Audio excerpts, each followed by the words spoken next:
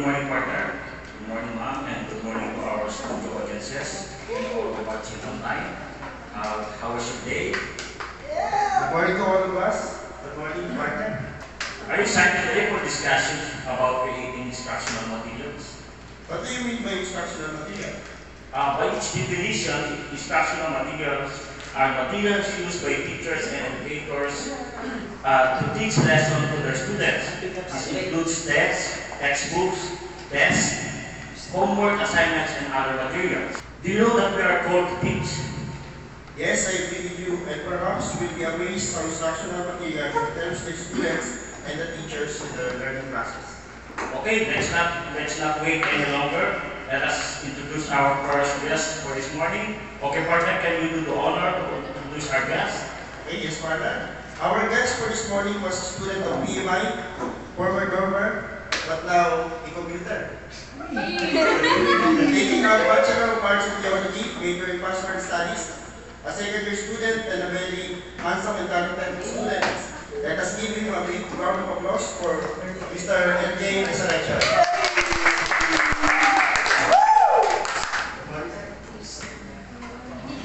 Good morning, Sir L.J. Resurrection. What surprises will you bring us today? Good morning. I'm yours. I'm Andrew Resurrection. I'm your first teacher. Today we're diving into two of our tools that can help us navigate the complexity of the critical thinking and curiosity. Now, one by one, you will stand up and choose a number, and there is a question written there, and you will answer it. There is no right or wrong answer. All you need is to answer it from your own opinion or own perspective. And after that, you will have a mini prize. Wow. Kuya Allen, Now, you can pick one. What number you are?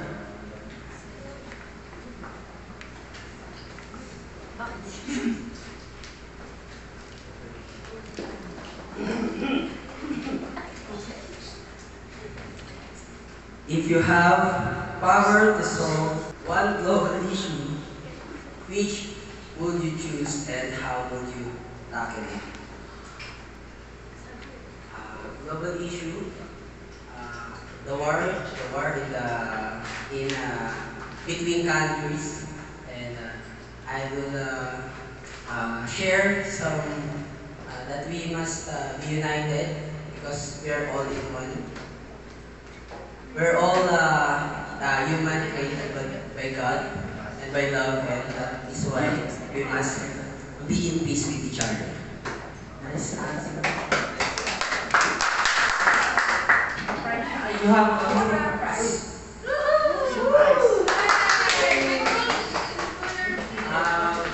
Six to go. Who wants to let Alex volunteer?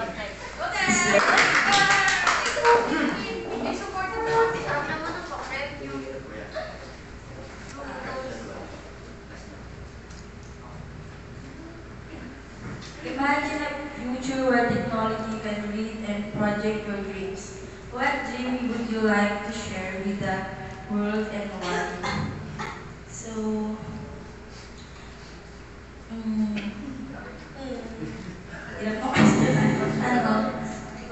I think go to travel kasi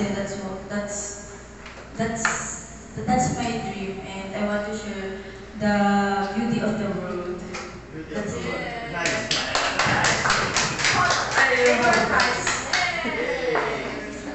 Last one. That's good.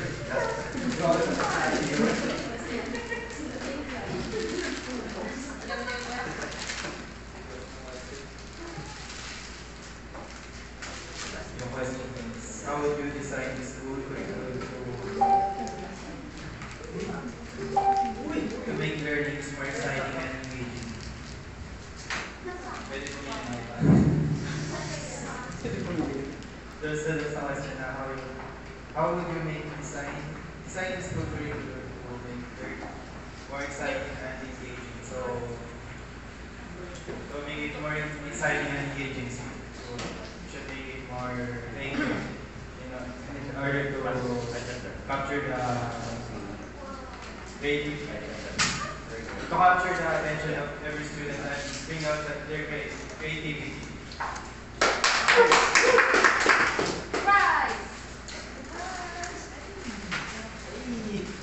Last one. Another last. Another last. Another last.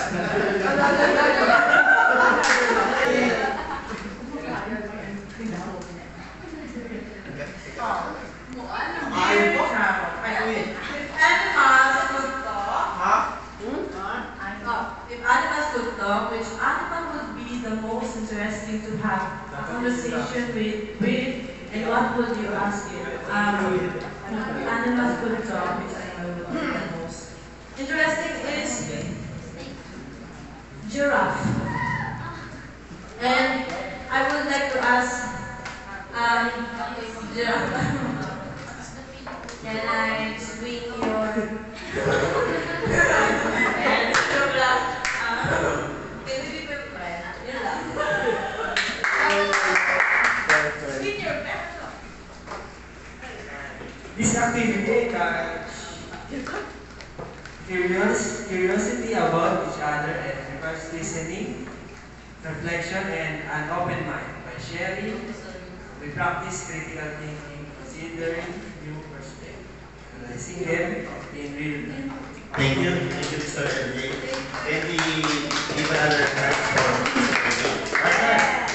While Mr. LJ are doing an icebreaker, I learned how essential it is to catch an attention of the student and make them cooperative. Yes, partner. Me too. I can do that. I felt so much fun doing that kind of learning materials. So let us also welcome our next guest. Yes, I am excited for this one. Our next guest is from Palawan. He is also a student of the Philippine Missionary Institute, no other than Mr. Jasper Barosa.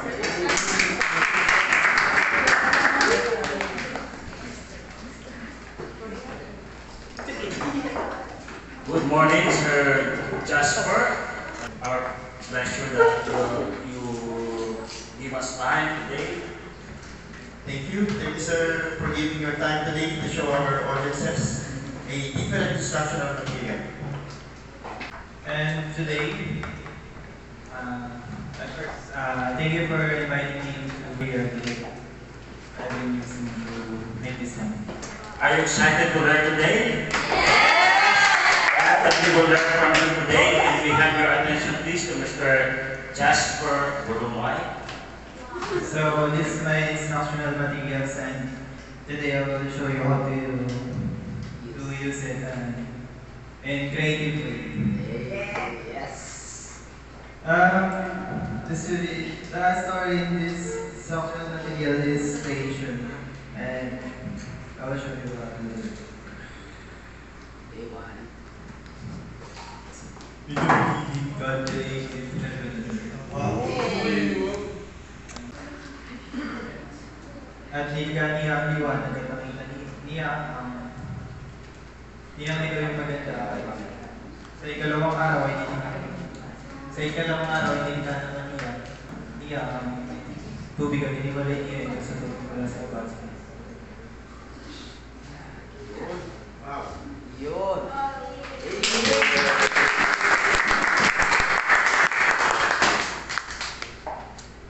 At nakita niya ang maganda ang kanyang nilikha. At sa ikatlong araw naman ay nilikha niya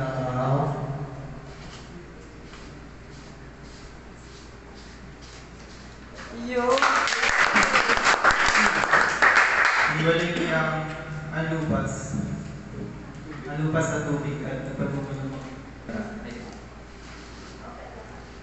Kasi kaapat na araw naman.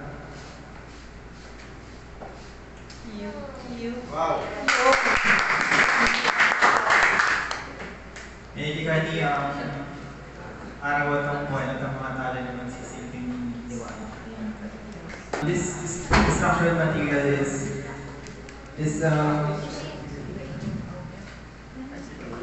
very simple to make. You have to use recycled material like cardboard box and plastic and cartolina from also it's all recycled. So I'm going to show you the interior design. Yes. So this one is it's like Kuya Allen, it's void inside. I just put some carton here so that the design would be more realistic. And the most exciting part of this is you can change the story. You just have to pull it out.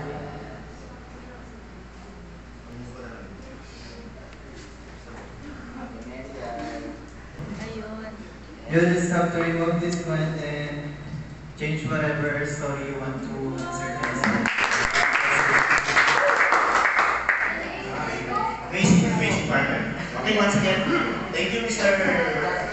Jasper, for your amazing tools and instructional material. You want more? Okay, say more!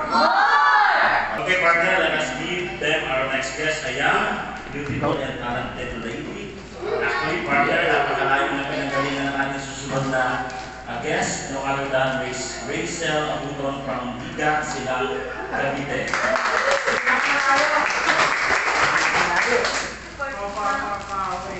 Good morning, Miss Rachel. How was your trip going here? Di po ba kayo naligaw?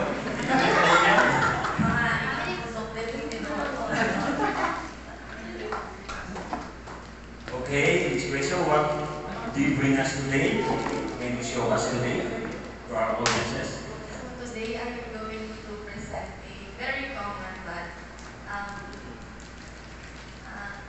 less yung time na gawa ng ganito instructional material. So this is a new way that we teach children by using digital.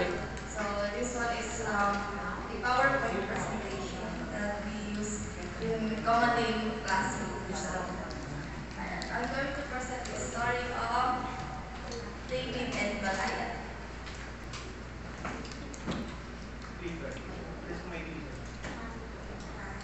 So it tells that David was a young shepherd boy.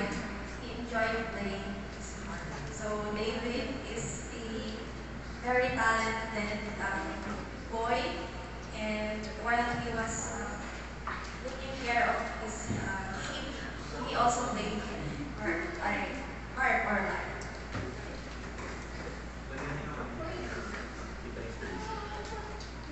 As you can see, ayan, yung mismong way kung paano siya mag-play ng harp, and then yung mga movement na gumagala yung mga butterflies, and then, yeah. So Goliath was a warrior. He was a giant man, and the opposing armies were great.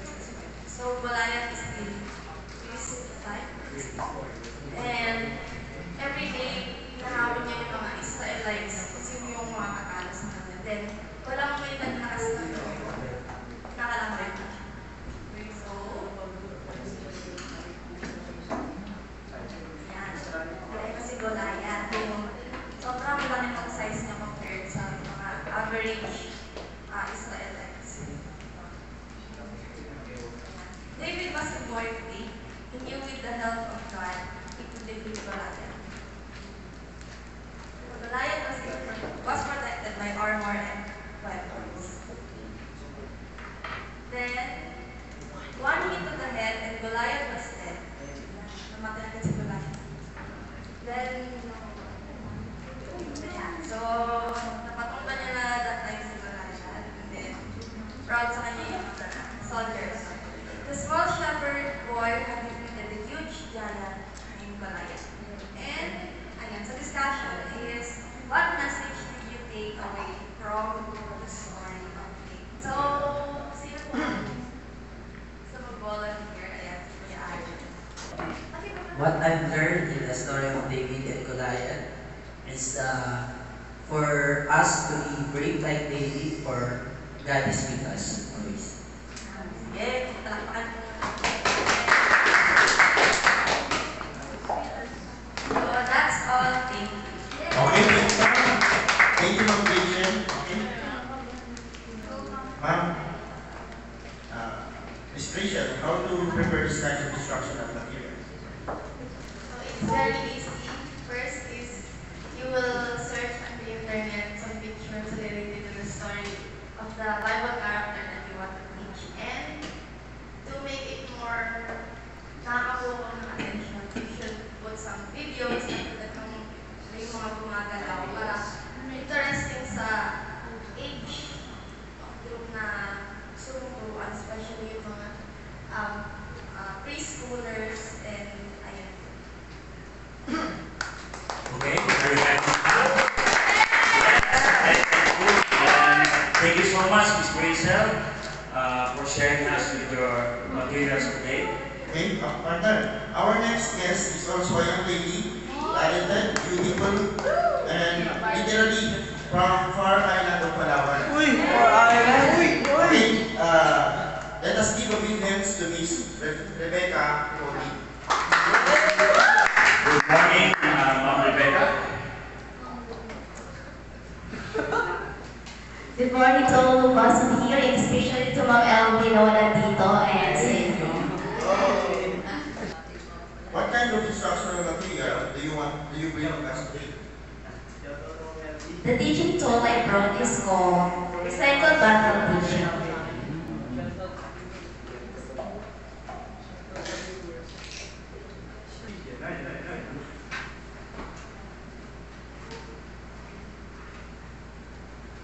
Ayan, excited na ba ang lahat?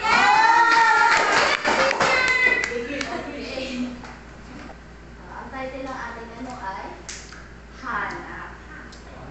Ma'am Hana. Once upon a time, there was a named Elkanah. He lived in a place called Ramatayim in the hilly region of Ephraim. Elkanah had two wives, Peninnah and Hannah. Elkanah very loved Hannah, but she had no children.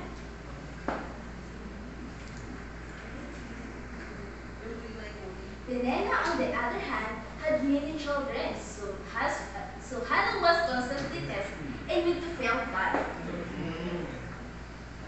She was always sad because he couldn't have a child one day. This is Peninnah. One day, while Hannah was walking, she was with Peninnah, who reminded her that she had no children. Hannah was deeply hurt with the words, overwhelmed and with sadness. Hannah woke up early to go to the temple.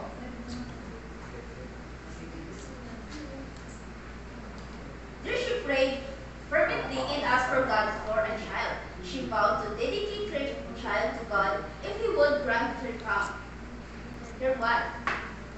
While Hannah was praying, she was seeing Eli in the temple called. This is Eli. Eli thought Hannah was drunk because he saw her lips moving but couldn't hear any words. No, sir, Hannah replied. I am a woman deeply troubled. I have drunk wine or any intoxicating drink.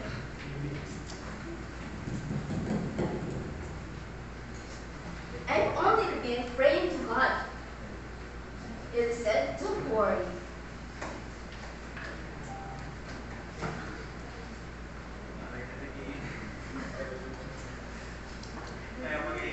Don't worry, God will hear your prayer. And God heard Hannah's prayer. After a few years, Hannah became a pregnant. He gave birth to a boy. She named her son Samuel. Hannah asked Elkanah what they wanted to do with their son Elkanah. Said, "We'll fulfill our promise to God. We will dedicate Samuel to Him."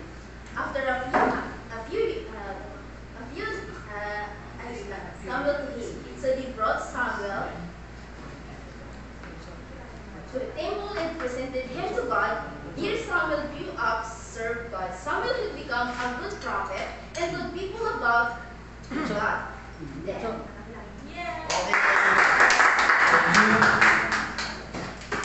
Thank you, Miss Colleen. And partner, what do you say? Okay, it's very interesting, partner, that we can create materials. I think, Rebecca, it is costly to create this material.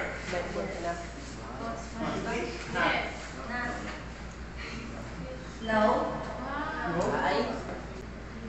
Kasi ang nang ginawa ko dito, kuha lang po ako naghanap lang ako sa labas ng plastic bottles sa luwa.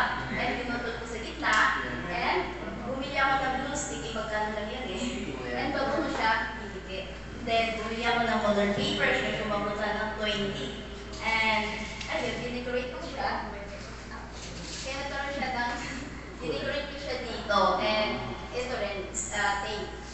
And then yung stick na to, nakita ko lang sa labas. And yun, naisip ko na ganito na lang yung gawin. And print ako para i-roll siya. Ganito. And can you suggest this thing, structural material to our audiences? So we can create materials out of recycled materials. Amazing, amazing. Okay, partner, do you know that we have our last speaker today? May we introduce our last guest today? Okay, I heard that she prepared something for this show. Okay, let's find out.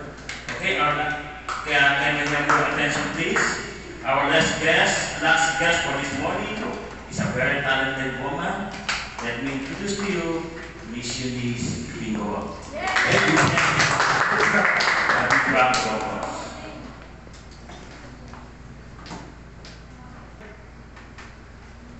Good morning, children. We are here today to hear the story of Noah. Wow! Oh. The Lord saw how utterly wicked people and earth had become. Every thought was only evil all the time. So the God said, I will destroy from the earth the people I have created. And then the animals, the birds, and the creeping things.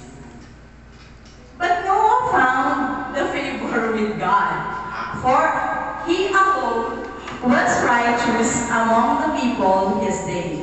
Noah had 3 sons, Shem, Ham, and Japheth. And God said to him, I will establish my covenant with you.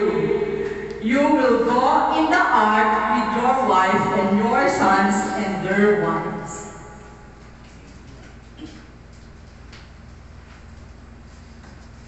God said to Noah, I am going to destroy all flesh because the world is full of violence. Build an ark of copper wood with rooms inside 3 decks and a door cover. Cover it inside and out with rooms inside with 3 decks and a door. Cover it inside and out with pitch. And Noah did exactly as God had commanded him.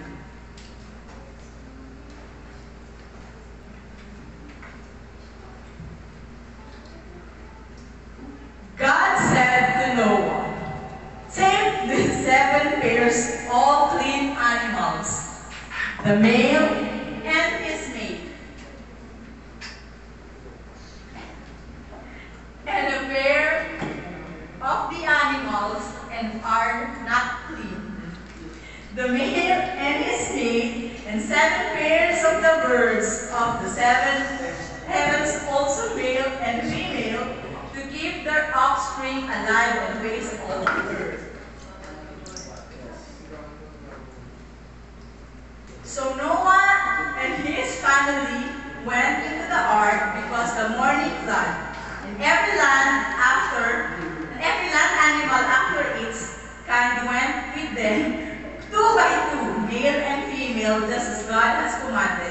and the Lord shut the door. And then the flood began, and the fountains of deep broken open, and the windows of heaven were opened. Rain poured for 40 days and 40 nights. The waters rose until every high hill on earth was covered. Everything that lived on land perished in the raging flood waters. The waters flooded the earth for 150 days, and God remembered Noah and the animals on the ark. The waters descended, the ark came to rest on the mountain of Ararat. After sending out a raven, Noah sent out a dove to see if there was dry ground, but it came back having found nowhere to perch. After 7 days, Noah sent it back out, and it came back with a fresh olive leaf in his mouth. And Noah came, the ground was dry. Then God told Noah, "Came out of the ark, and bring the animals with you, so they can be fruitful and multiply and fill the earth." So Noah and his family came out with the animals. Then Noah built an altar and offered burnt offerings to the Lord on it. And God said, "Never again will I curse the ground because of a man, or send a flood to destroy all living things. Even though mankind's heart is evil from childhood," and God blessed Noah and his family. "Be fruitful and increase in number and fill the earth."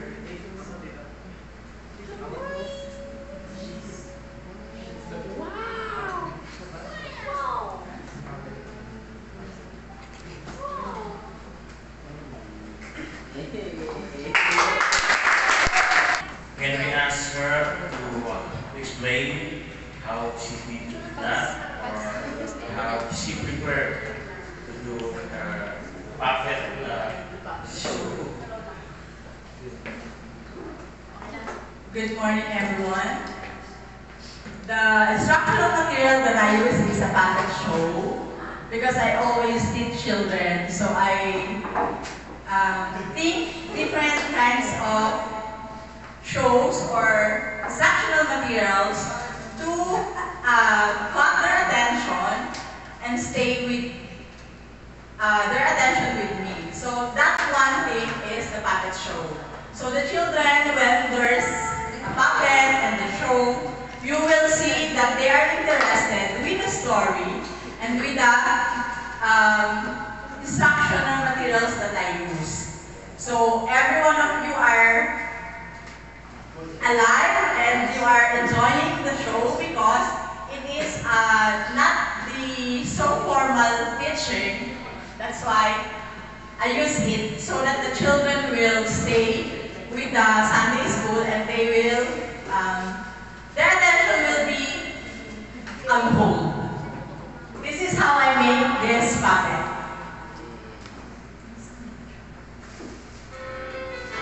So you can also do it on your churches or your,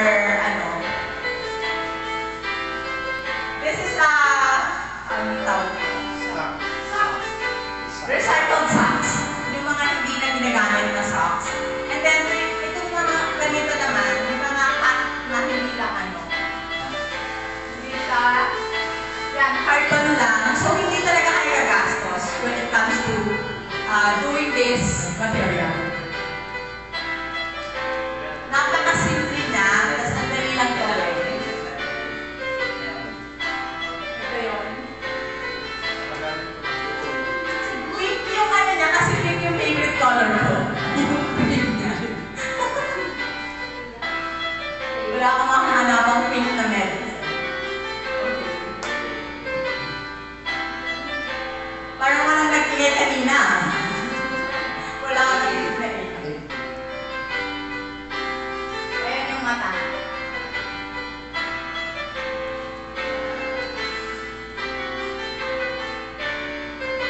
Actually, natanggal yung ilong eh. Sorry. Pero may ilong talaga siya.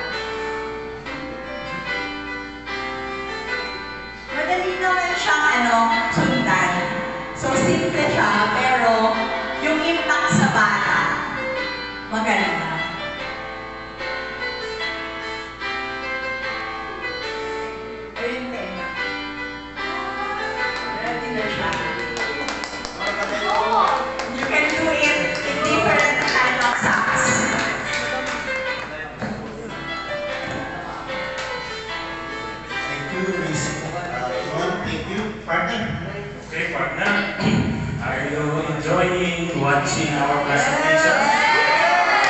Learn a lot today? You want more? No more. Okay, can we discuss our... Okay, with all instructional materials provided by our guests, we may conclude the following steps of preparing instructional materials. Okay? Can we have your attention, please? Okay, this is how they prepare their instructional materials.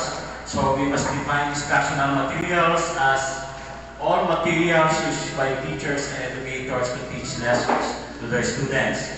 This can include textbooks, tests, homework assignments, and other materials.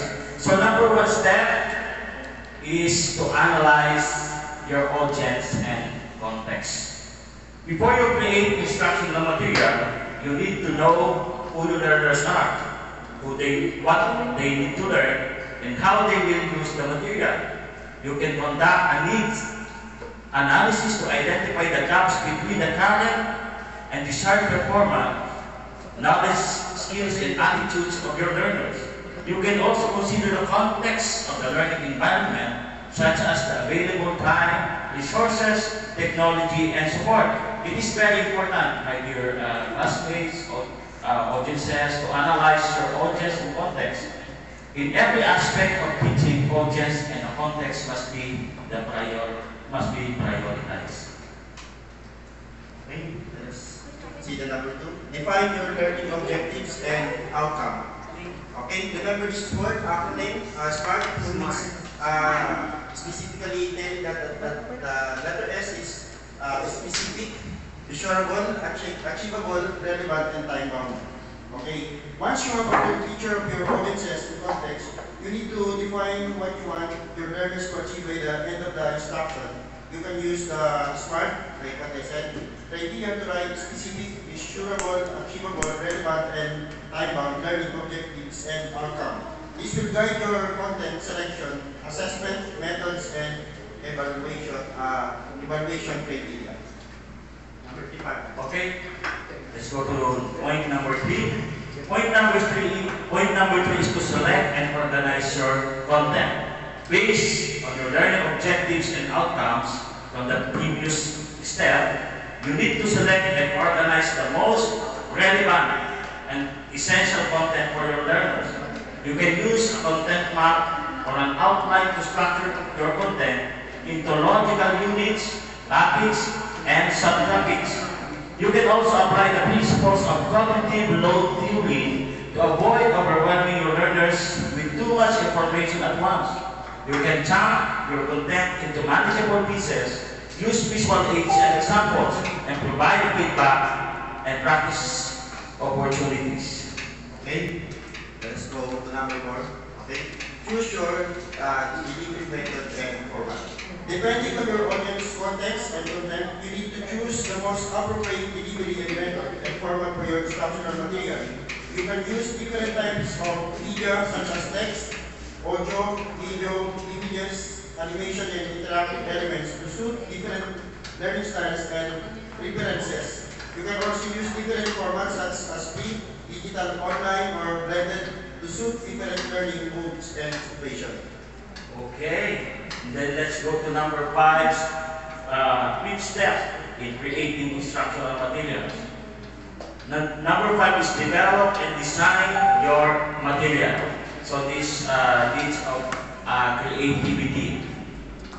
Using your content map or outline, your delivery method and format, and your learning objective and outcomes, you can start developing and designing your instructional material. You can use various tools and softwares such as words, processors, presentation software, graphic editors, video editors, and authoring tools to create your materials. You can also use some design principles such as alignment, contrast, repetition, and proximity to enhance the visual appeal and readability of your Okay, material. partner. Okay, before the last one. Okay, number 6, deliver and evaluate your material. Important things. Finally, you need to deliver and evaluate your material to ensure that it meets the needs and expectations of your learners and stakeholders.